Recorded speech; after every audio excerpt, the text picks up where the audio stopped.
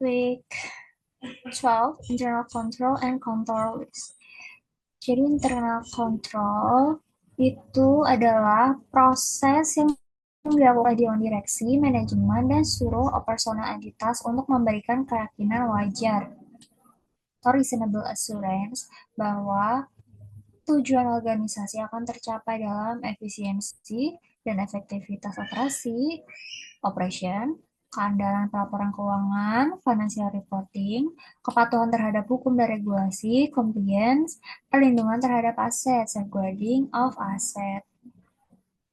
Manfaatnya itu membantu organisasi mencapai tujuan kinerja dan profitabilitas, mencegah dan mendeteksi kecurangan atau penyimpangan, menjamin keandalan laporan keuangan, mendukung kepatuhan terhadap hukum dan regulasi. Komponennya itu ada kontrol environment, nilai etika dan struktur organisasi.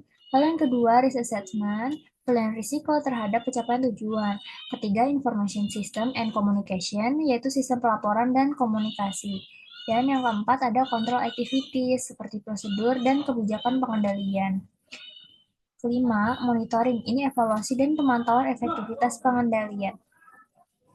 General versus application control. Kalau general itu pengendalian atas infrastruktur sistem, informasi seperti akses, keamanan jaringan, dan backup data. Contoh itu ada password, recovery system, dan pengamanan fisik ruang server. Dengan application control, ini kontrol spesifik pada program aplikasi yang memproses transaksi.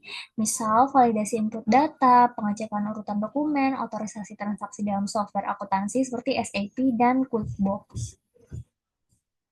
Tujuan dan prosedur risk assessment.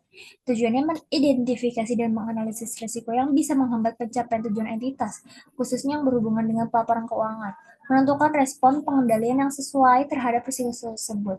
Sedangkan prosedurnya itu identifikasi risiko dari faktor eksternal, misal perubahan ekonomi, teknologi, lalu identifikasi risiko dari faktor internal, seperti perubahan personel, sistem, kajian risiko masa lalu, tambahan risiko akibat strategi atau tujuan baru, karena risiko mencakup transaksi signifikan, estimasi akuntansi, dan pengungkapan. Oke, sistem informasi harus bisa mengidentifikasi, mencatat, dan memproses melaporkan transaksi keuangan. Nah, komunikasi harus mengarah ke atas, bawah, dan antar unit dalam organisasi, termasuk sistem akuntansi, produksi, sistem personalia, perangkat lunak, aplikasi berbasis data.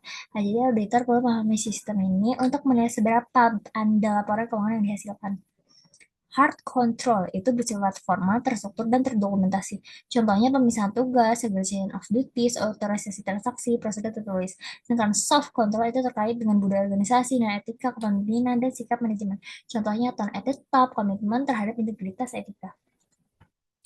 Design of internal control. Jadi auditor harus mengevaluasi apakah desain internal control dirancang dengan baik untuk mencegah, mendeteksi, dan mengkoreksi salah satu material. Evaluasinya ini mencakup apakah kebijakan dan prosedur yang dirancang dapat secara efektif untuk mengendalikan risiko, apakah telah diimplementasikan dengan benar.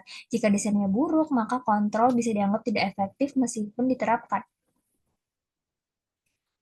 Preliminary assessment of control risk.